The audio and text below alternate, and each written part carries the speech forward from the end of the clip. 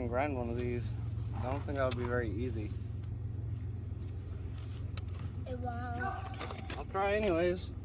Oh no. Trouble happens. Nathan, go to on that one. This one has to get in the top.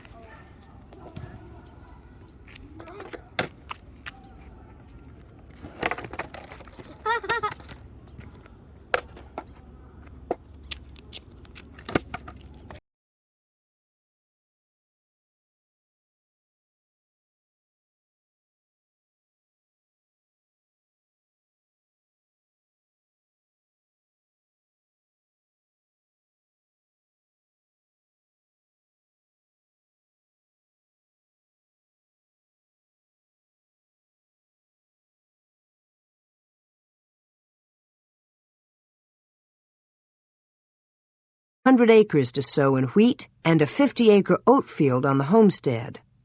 At the shanty on the homestead, Laura held the grain sacks while he shoveled the wheat into them. He was hauling them to the home barn to be handy for the sowing. The shanty was cold. The grain sacks were coarse and rough to the touch, and the wheat was dusty. Watching the plump wheat kernels slide into the open mouth of the sack made Laura dizzy. If she took her eyes from them, they were drawn irresistibly to the newspapers pasted on the shanty walls, and she read the words over and over. She was unreasonably annoyed because some of them were bottom side up, but she must read them anyway. She couldn't take her eyes from them. Words, words. The world was full of words and sliding wheat kernels. And then she heard Manly saying, "Sit down a minute. You're tired." So she sat down, but she was not tired. She was sick. The next morning she felt much worse, and Manly got his own breakfast. For days she fainted whenever she left her bed. The doctor told her to lie quietly. He assured her she would feel much better before long, and that in a few months, 9 to be exact, she would be quite all right. Laura was going to have a baby. So that was it. Well, she mustn't shirk. She must get around and do the work in the house so that Manly could get the crops in. So much depended on this year's crops, and there was no money to hire help. Soon Laura was creeping around the house, doing what must be done, and whenever possible relieving her dizzy head by lying down for a few minutes.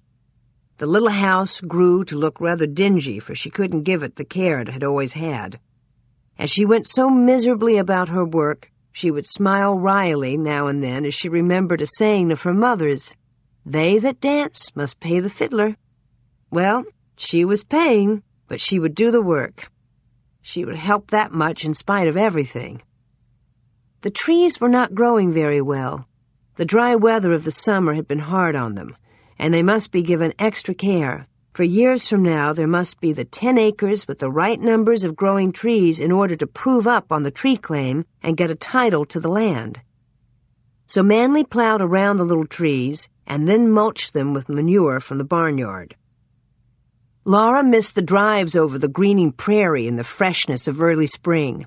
She missed the wild violets that scented the air with their fragrance. But when wild rose time came in June, she was able to ride behind Skip and Barnum along the country roads where the prairie roses on their low bushes made glowing masses of color from pale pink to deepest red, and the air was full of their sweetness. On one such drive, she asked abruptly, out of a silence, "What shall we name the child?" "We can't name it now," Manly replied, "for we don't know if it will be a boy or a girl." And after another silence, Laura said, "It will be a girl, and we will call her Rose." It rained often that spring. It rained through the summer, and the little trees took courage and waved their little green leaves in the wind while they stretched taller every day. The wild blue stem grass grew on the high prairie, and the slough grass grew rank in the sloughs where water stood in the lowest places. And oh, how the wheat and oats did grow, for it rained. The days went by, and the wheat headed tall and strong and green and beautiful. Then the grain was in the milk, and in just a few days more the crop would be safe. Even if it turned dry now, there would be a good crop, for the stalks would ripen the wheat. At last, one day, Manly came in from the field. He had been looking it over and decided it was ready to cut. The wheat, he said, was perfect. It would go all of 40 bushels to the acre and be #1 hard. The price would start at 75 cents a bushel delivered at the elevator in town. "Didn't I tell you," he said, "that everything evens up? The rich have their ice in the summer, but the poor get theirs in the winter." He laughed, and Laura laughed with him. It was wonderful. In the morning, Manly had to go to town and buy a new binder to harvest the wheat. He had waited until he was sure there would be a good crop before buying it, for it was expensive, $200. But he would pay half after the grain was threshed and the other half in a second payment after the threshing next year. He would only have to pay 8% interest on the deferred payment and could give a chattel mortgage on the machine and cows to secure the debt. Manly went early to town. He wanted to be back in time to begin cutting the grain. Laura was proud when Manly drove into the yard with the new machine. She went out and watched while he hitched on the 4 horses and started for the oat field. The oats were ripest, and he would cut them first.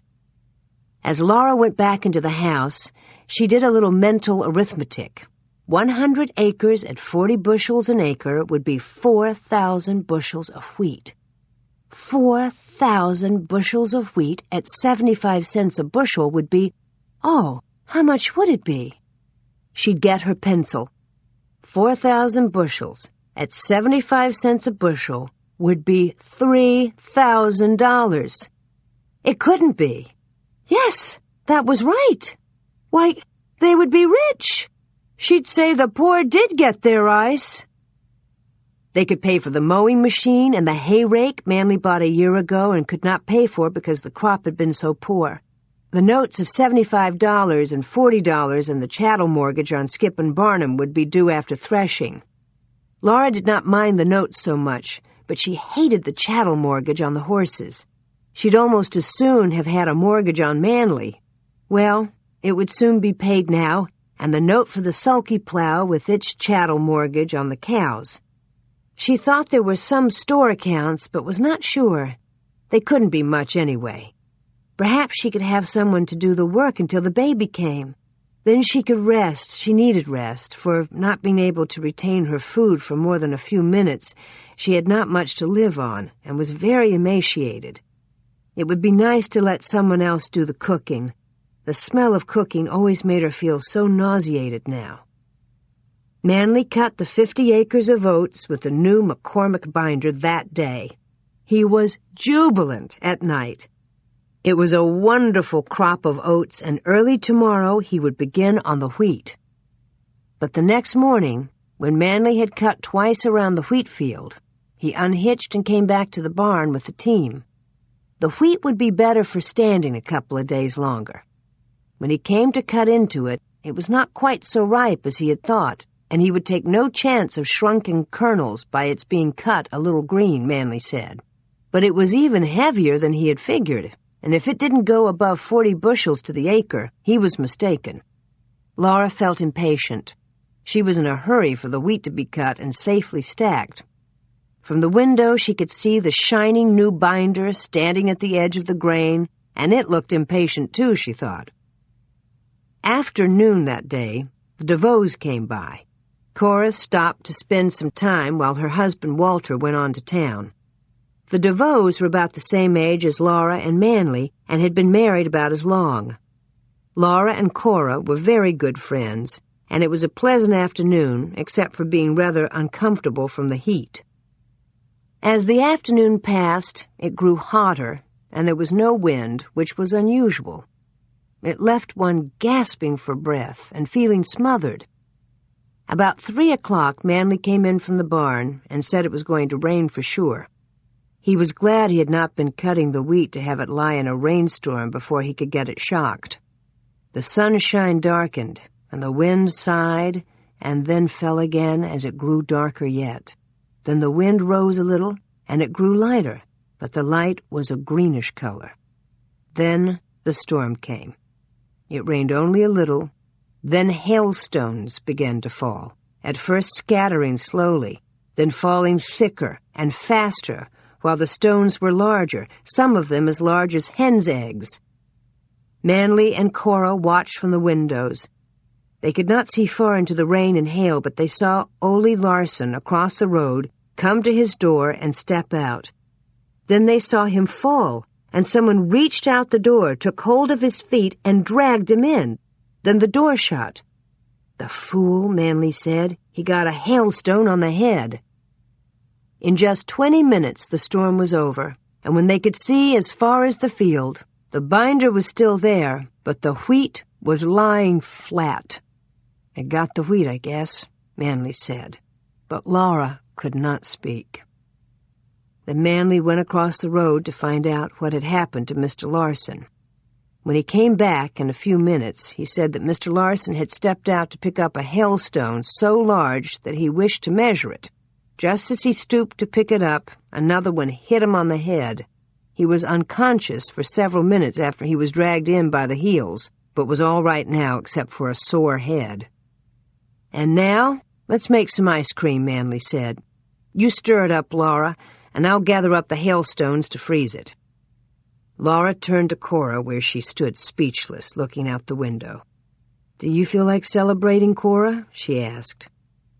And Cora answered, "No, I want to get home and see what has happened there. Ice cream would choke me." The storm had lasted only 20 minutes, but it left a desolate, rain-drenched, and hail-battered world. Unscreened windows were broken. Where there were screens, they were broken and bent. The ground was covered with hailstones so thickly it looked covered with a sheet of ice, and they even lay in drifts here and there.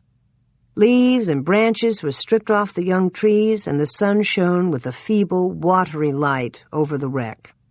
The wreck, thought Laura, of a year's work, of hopes and plans of ease and pleasure. Well, there would be no threshers to cook for. Laura had dreaded the threshing. As Ma used to say, there is no great loss without some small gain. That she should think of so small a gain bothered Laura. She and Cora sat white and silent until Walter drove up to the door, helped Cora into the wagon, and drove away, almost forgetting to say goodbye in their anxiety to get home and learn how bad the storm had been there. Manly went out to look at the wheat field and came in sober enough. "There is no wheat to cut," he said. "It is all threshed and pounded into the ground. $3,000 worth of wheat planted, and it's the wrong time of the year." Laura was muttering to herself, "The poor man gets his—" "What's that?" Manly asked. "I was only saying," Laura answered, "that the poor man got his ice in the summer this time." At 2 o'clock the next day, hailstones were still lying in drifts in low places. "The plans are wrecked. The pieces must be gathered up and put together again in some shape. Winter was coming. Coal must be bought to last through. That would cost between $60 and $100. Seed grain would have to be bought for next spring's sowing. There were notes on the machinery coming due. There was the binder that had been used to cut only 50 acres of oats. There was the sulky plow and the mower and rake, the seeder that had sown the grain in the spring, and the new wagon. There was, too, the $500 still due on the building of the house. $500 debt on the house, Laura exclaimed. "Oh, I didn't know that." "No," Manly said, "I didn't think there was any need to bother you about that." But something must be done about all this, and he would go to town tomorrow and see what could be done. Perhaps he could raise money with a mortgage on the homestead. That was proved up on, thank goodness. He couldn't give a mortgage on the tree claim. That belonged to Uncle Sam until Manly had raised those trees. And Laura thought she could hear her father singing, "Our Uncle Sam is rich enough to give us all a farm." Sometimes Laura was afraid her head was a little flighty, but that extra $500 debt had been something of a shock. 500 and 200 was 700, and the wagon and the mower, She must stop counting it or she would have her head queer. Manly found he could renew all his machinery notes for a year by paying the interest. He could even make the first payment on the binder after the next harvest, postponing the second payment to the year after. He could sell all the wild hay he had for $4 a ton delivered at the railroad in town. Buyers wanted it to ship to Chicago. But he could not raise money with a mortgage on the homestead unless they were living on it. He must have money to pay the interest due, for living expenses and for seed. There was no way to get the money except by moving to the homestead. If they were living on the homestead, he could mortgage it for $800. A newcomer would buy Kate and Bill for more than Manly had paid for them. Manly would not need them, for he had found a renter for the tree claim on shares. Manly would furnish the seed. Skip and Barnum, with Trixie and Fly to do the driving, could do the work on the one place. If someone else worked the tree claim, Manly could raise more crops on the homestead and have more profit from the farms than if he tried to work both claims all by himself. An addition would have to be built on the homestead claim shanty before they moved, but they could do with one new room and a cellar underneath through using the original shanty for a storeroom. So it was decided. Manly hurried to stack the oats, which the hail had threshed to the ground, but the oat straw made good animal feed to take the place of hay, and that would leave more hay to sell. When the oats were hauled to the homestead and stacked, Manly dug the hole in the ground for the cellar, and over it built the one-room addition to the claim shanty. Then he built the frame of a barn, cut slough hay, and when it was dry, stacked it around the frame to make a hay barn. Everything was ready now for the moving. Manly and Laura moved to the homestead the next day after the barn was finished. It was the 25th of August, and the winter and summer were the first year.